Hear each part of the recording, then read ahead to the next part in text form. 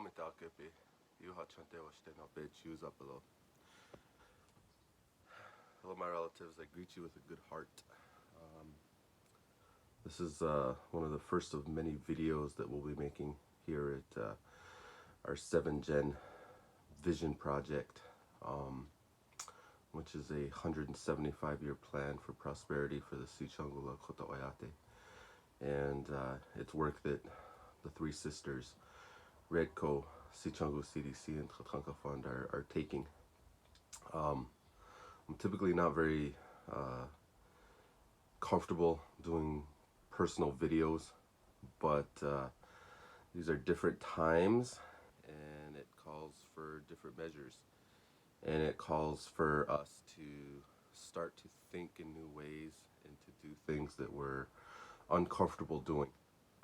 It calls for us to begin thinking about how we can use this shakeup to our lives and to the entire system and turn that into a catalyst, a shakeup, a spark to begin doing better and to begin doing what we're supposed to be doing as human beings on this earth. What I want to talk about today is this idea of seventh generation, and it's something that has been pretty much embraced by all Native peoples in North America. We've heard other indigenous peoples throughout the world talk about this idea, and it's also something that non-Native communities have taken as well, and it's resonated with them, and it resonates with everyone. From a Lakota perspective, this idea of the seventh generation is really, really important because it actually comes from some of our ancestors who had very specific visions about 7 generations. And in one vision in particular, this individual saw paintings as part of his vision. And the first painting was a picture of a large elk, and then the next elk was smaller, and the next elk was smaller, and so forth, all the way down until he saw the 6th elk, and it was the smallest elk. And then the 7th elk was larger than the 1st elk, and it was the largest elk. And that's the interpretation that comes from that, is that there will be a long period of decline for our people, but that the 7th generation, this new generation that would be coming, was going to emerge stronger and more resilient and embody what we would call to be a good life for our people. And it's something that's kind of fascinated me, and I've always thought about that, and I've always thought, oh man, geez, I'm probably part of that 6th generation, and I got to start. But one thing that another realization that I've also come to is everybody is somebody's 7th generation, and what that means is that every single one of us needs to act. Every single one of us needs to do something. And if you're someone like me who've always thought, well, maybe I'm part of that 5th or 6th generation, one thing I've always told myself is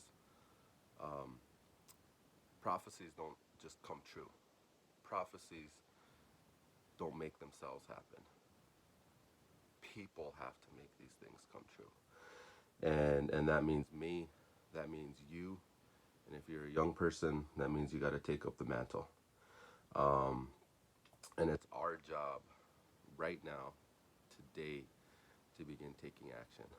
And one of the things that I've really been thinking about, and that others have talked about, is this idea that we want to be Lakota, and we want to be Lakota-based organizations. We want to be an authentic Lakota tribe. Well, to be Lakota is difficult, and it's hard, and it requires perseverance. It requires the ability to go through hardship and come out stronger at the end. And with the COVID-19 and with the coronavirus, we're going through a difficulty as a world, and it's now our time to step up. Doesn't matter what generation you think you're a part of. We owe it to ourselves and we owe it to our ancestors to not only survive this, but to begin thinking about how we're going to take this moment and begin to change our lives on a personal level, on a family level, on a Tioshbai level, and as a nation, as a Tiwahe, Oyate, Oshbaye, and um, and as an Oyate, and this also includes me, yourself. That includes yourself and as part of this, and so um, we at the Three Sisters, we've thought that our work has been important. We now have basically been punched in the face and told that our work is important by the world. Everything that we've been working towards around developing food systems, energy systems, housing systems, economic systems, healthcare systems, education systems is more relevant now than it has ever been. And we've been going through a process to develop this 7 Gen plan, and we're gonna have to start doing that on an expedited basis. And we're gonna need everyone to be a part of that. We're gonna need everyone to participate. So this is just the first of many short videos that are gonna be coming out, and we're gonna be asking people to begin taking action, to begin participating, and really to begin using this as a moment to lean in and embrace what it means to be Lakota, what it means to work towards the betterment of a 7th generation, and what it means to be a good global citizen. And that's something that everyone can do. Every single human on this earth can begin taking steps to make the world better. So if you've been doing the work, that's awesome. We need more of it. We now need you to begin working with a sense of even greater urgency. If you've not been a part of the movement, if you've not been a part of the work, we need you now. It's time to start. So be on the lookout. We're going to be putting a lot of material out online using what for me is new technology. But again, small ways, small shifts. Let's start getting to it. When we always talk in Lakota, the purpose and meaning of life is to be a good relative. So let's use this moment to start being a good relative to each other, to ourselves, to our families, to the rest of humanity, and to the rest of the planet.